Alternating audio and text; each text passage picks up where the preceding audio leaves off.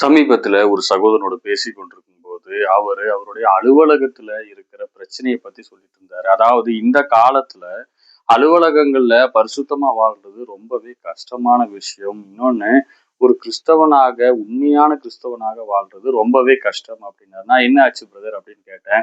அதாவது நம்ம சர்ச்சில் ஃபாலோ பண்ற அந்த விதமான முறைகளை நம்ம அலுவலகத்துல ஃபாலோ பண்ண முயற்சி செய்யும் போது கேலிக்கும் கிண்டலுக்கும் ஆளாகிறோம். இதனால நம்ம ஞானத்துல குறைவுள்ளவர்களாகவும் மற்றவர்களால தள்ளப்படுவர்களாகவும் நம்ம மாறுகிறோம் அப்படின்னு ரொம்பவே வருத்தமா சொன்னாரு. ஆனா வேதம் என்ன சொல்லுது அப்படின்னா, உலகத்தின் ஞானம் தேவனுக்கு முன்பாக பைத்தியமாய் இருக்கிறது அப்படின்னு தான் வேதம் சொல்றது. அதாவது தேவனுக்கு முன்பாக இருக்கிற ஞானத்தை விட உலகத்துல இருக்கிற ஞானம் பெரிய விஷயமே இல்லை. ஆனா தேவனிடத்துல இருந்து பெற்றுக்கொள்கிற ஞானம் எல்லாவற்றுக்கும் பரிபூர்ணமானது அப்படின்னு வசனம் சொல்லுது.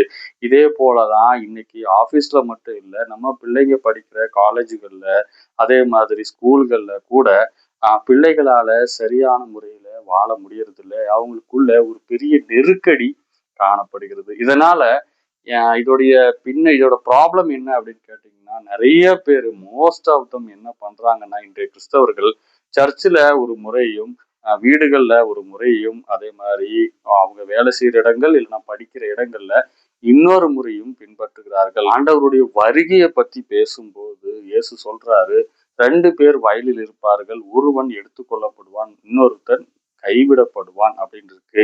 2 பேர் மாவரைத்து கொண்டிருப்பார்கள், ஒருத்தி எடுத்துக்கொள்ளப்படுவாள், இன்னொருத்தி கைவிடப்படுவாள் அப்படின்னு இருக்கு. 2 பேர் ஒரே படுக்கையிலே படுத்துக் கொண்டிருப்பார்கள், ஒருத்தி எடுத்துக்கொள்ளப்படுவாள், ஒருத்தன் கைவிடப்படுவான் அப்படின்னு வசனம் இருக்கு. அதோட மீனிங் என்ன அப்படின்னு கேட்டீங்கன்னா, வேலை ஸ்தலம் அதுதான் வயல்வெளியை குறிக்குது. அதே மாதிரி மாவரைக்கிறது அப்படிங்கிறது நம்மளுடைய அனுதினமான நடவடிக்கைகளை குறிக்குது. அதே மாதிரி படுத்து தூங்குற இடம் அது தேவனுடைய சமூகத்துல இளைப்பாறுகிற ஒரு இடம். அந்த சபையில நம்ம ஒரே சபையில இருக்கலாம், ஆனால் நம்ம சரியான முறையில இல்லை அப்படின்னு சொன்னா ஒருத்தன் எடுத்துக்கொள்ளப்படுவான், இன்னொருத்தன் கைவிடப்படுவான் அப்படிங்கிறதும் எடுத்துக்கலாம். ஸோ இதை குறித்து நம்ம ரொம்பவே சிந்திக்க வேண்டியிருக்கு. அதே மாதிரி இதை குறித்து நம்ம ரொம்பவே ஜாக்கிரதையாகவும் இருக்கும். ஏன்னா சந்தர்ப்பங்களுக்கு தகுந்த மாதிரி, சூழ்நிலைகளுக்கு தகுந்த மாதிரி நம்மளோட வாழ்க்கையை மாற்றிக்கொண்டால் கண்டிப்பாக கர்த்தருடைய வருகையில் மட்டுமல்ல, நம்ம சரியான ஒரு கிறிஸ்தவனாக வாழ்வது கூட ரொம்பவே கஷ்டம்தான் அப்படிங்கிறத நம்ம மனசுல என்னைக்குமே உறுதியாக வைத்துக் கொள்ள வேண்டிய ஒரு முக்கியமான காரியமாக இருக்கிறது.